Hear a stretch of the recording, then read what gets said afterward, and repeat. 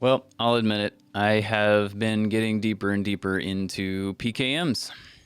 Not something I ever expected myself to do, but I just smacked my desk. So PKMs, or a notes database, this is something that I know I've kind of talked about here and there, and it's not something that I find myself doing a lot of.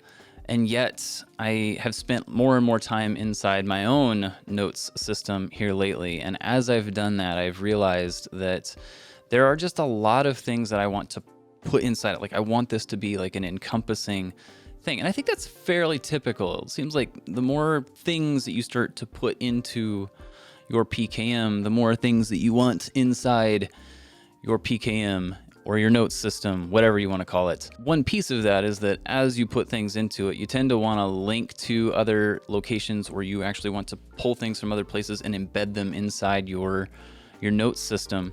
And that's kind of what I've done here.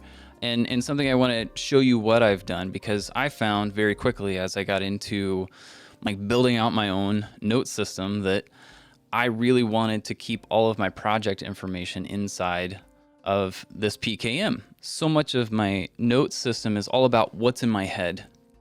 It's me externalizing things into that system. And yet when I have projects, I oftentimes have files elsewhere that I need to put into it or access while I'm there. If I'm working on a project, it's like a work project, like I need to go get those files. I do a lot of video and audio stuff, networking stuff, and I've got files elsewhere, code elsewhere.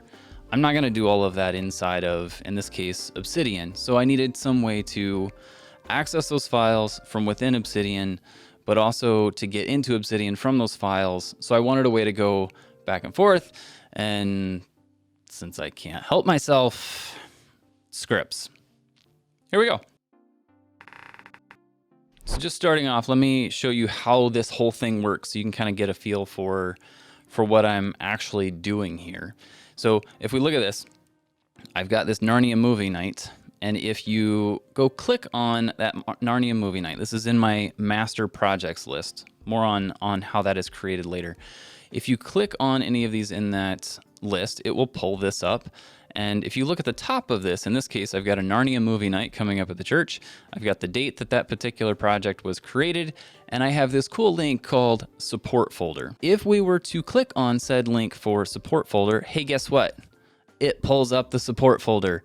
And inside that support folder, what we will see are any of the files that I have for that specific project. And you can notice here, I've also got a list of all of my other projects that are currently active. At the same time, if I were to go to that support folder and say I'm working on something inside that support folder, you will notice there is a link there that's called notes.url. If I double click on that, it will take me to the note for that project. You get what we're doing here? Let's go back and forth. Let's take something inside of Obsidian. Let's go work on the support folder files. And then if I'm working on those files, I want to get back to that project note information. Done. That's something I absolutely love. Makes my life so much easier. So let's take a look at how this actually works. If you were to invoke Alfred, p new, and then type in the name of your project, action that off, and guess what it does? It adds a note file for that specific project. As you can see on the left, it adds it to my master project notes list, and it creates the folder, support folder for that project. Let's create another one. This one's delete me.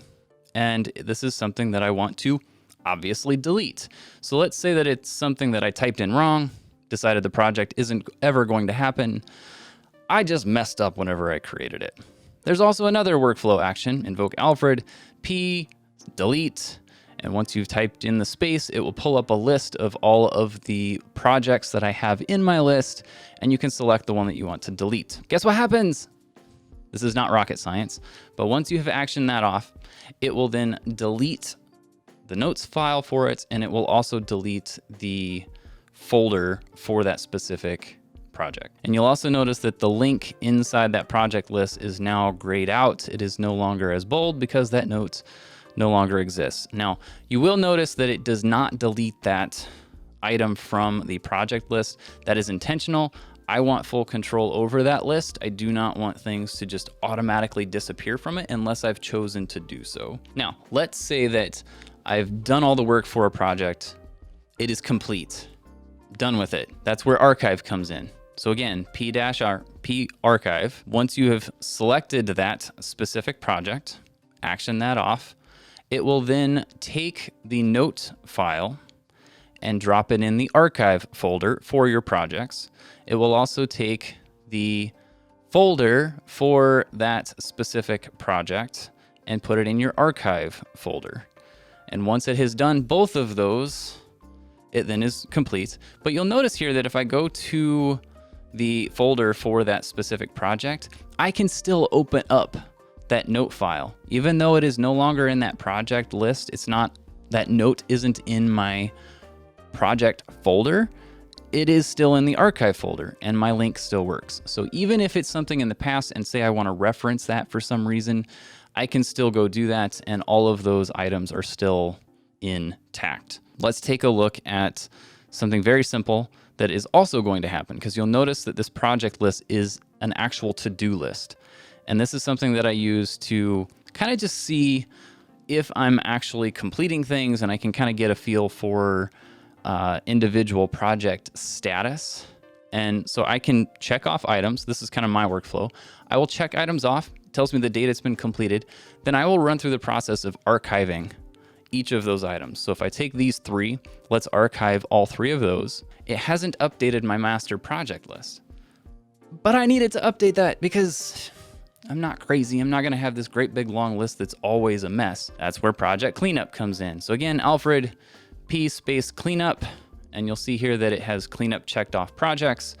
Once I action that off, it does something very cool, which is remove all of those items on that particular list that have been checked off. Done. Done and done. So you can create new projects. It's very simple. You can archive them, you can delete them, and you can clean up your master project list.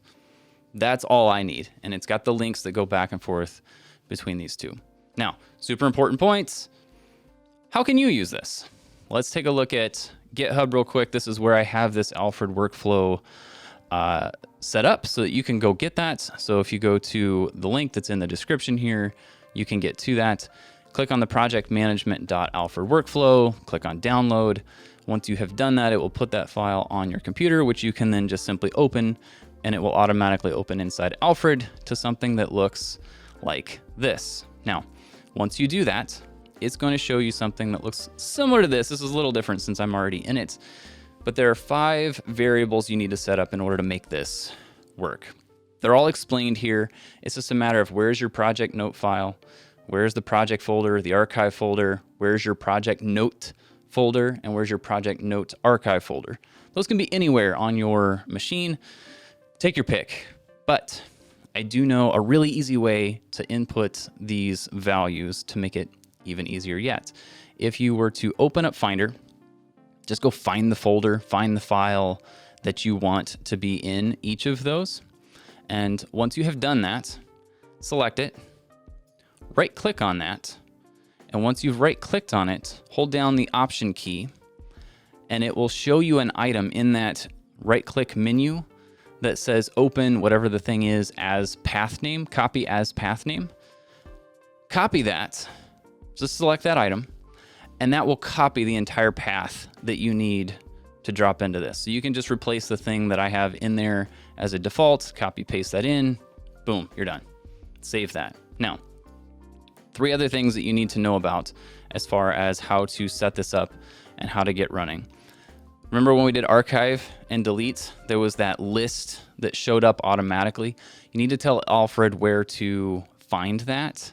So if you double click on these particular filters, those points in the middle where it says P archive, go to the top, click on scope, and you will see that search scope that tells it where to hunt for those.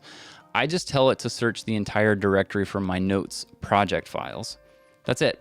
It's the exact same scope for both archive and for delete, and it just tells it where to find that. Third point here, and the last one that I want to point out, you'll notice that I had a list of questions on my project note file, and it's a template that comes through on that. That is using the templater plugin for Obsidian. If you do not use this, you need to go install it right now. I think just about everybody I know that uses Obsidian absolutely loves this particular plugin, so you need to go do that right now.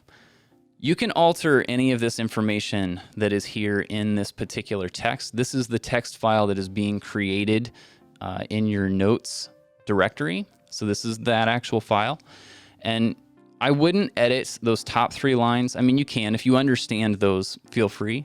That folder location piece, that gets replaced in the next step in the script. Please don't edit that.